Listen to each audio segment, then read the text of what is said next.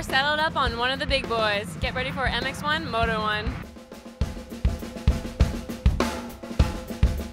Okay, GG boy, first MX1 Moto here from the Shadow Valley Raceway, and an incredible start. That was the one thing I liked about this moto. It kind of faded a little bit at the end. There wasn't any great battles late in the race, but early on there were some terrific battles.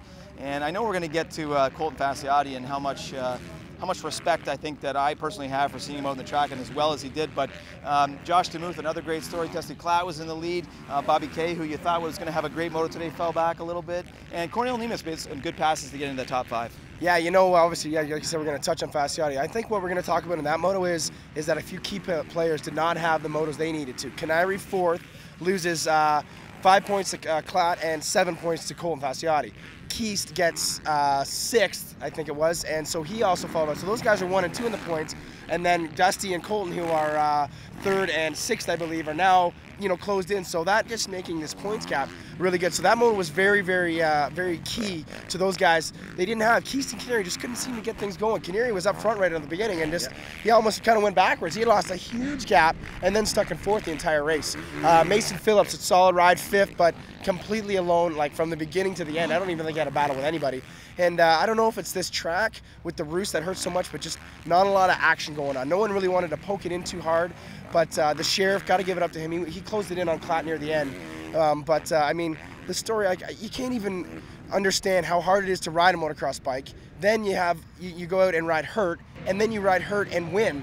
Like, he's got to be getting high fives from everybody and anybody who's in this pit, and the respect level for Colton Fasciotti, the #1 champion, for, you know, now hopefully maybe going for his 3rd again. It was just amazing to see. He was just absolutely beautiful out there. Talk to me about Dusty Klatt, because I'm quite surprised when I was talking to him in his post-race interview, who was saying that he didn't know where Fasciotti was, and then he came up behind him, and before you know him, he was ahead. I'm struggling with that. A guy like that needs to get out and sprint. I can't believe that he got passed, to be honest with you. Well, to be honest, Dusty should know that 100%, because in 2008, if you remember, Dusty was leading that very first MX1 moto, and Colton came from nowhere again and passed him with about 3 laps to go, going 1-1 on the day with the broken collarbone then. So he's hurt today, so Dusty, he should have known that he was going to be on his game. You know, of course, people thought he wasn't going to be perfect or everything, but all it needed was that adrenaline pumping, the gate drops, he gets in the flow, he makes a couple passes, and the confidence starts rolling, and he should have known when he got in front that #1 was coming. So, Dusty, buddy, we got to see you pick it up that second moto. Hopefully he gets on it, because we want to see some 1-2s. We don't want to see Colton come again and dominate like he's doing, because, I mean, he's absolutely amazing, but if he keeps doing it, he's just going to climb back up into that #1 spot again, and everybody else is just going to go, oh.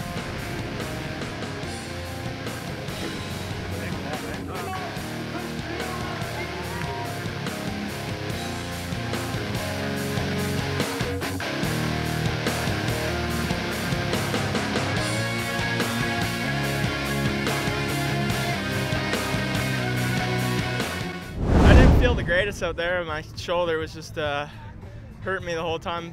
Good thing I have some good suspension on the bike. That really helped. And you know, this week I just kept on telling myself, just work through it. I'm gonna get better. I'm gonna get better. And you know, today came around, and I definitely feel a lot better than I did on Monday. Yeah, I didn't get the greatest start, and I was just kind of plugging away, just kind of trying to stay smooth, just keep it on 2 wheels and ride smart out there. And you know, the race just kind of came to me, and just kept on passing guys left, right, and center, and then just made the pass for the lead, and just kind of just tried not to make any mistakes. Thanks very much, Colton. We'll get you up on the podium. Thanks. Honestly, I didn't even know he was there. I just got in front of those guys. I mean, man, they're dealing with that roost and stuff right off the bat. I was riding really tight. I don't know why. I just couldn't find a groove as well as I was in practice. But I mean, Colton ended up coming right up on the inside of that one corner that I didn't even know was behind me. Like you said, I didn't get here till 4:30. I'm working on a couple hours of sleep, so it's definitely a struggle. But you know, I'm just happy. The Monster Energy Kawasaki guys. Chad and the other mechanic came and got me last night and drove, you know, from Grand Forks up to here a couple hours so I could sleep in the back of the car. But, you know, it's just, I'm happy. Every weekend seems to get better and better. You know, I'm getting up on the podium, and one of these days I'm going to beat these guys. I just need to pick up a little bit more speed, and I'll be there. It's going to be a monster.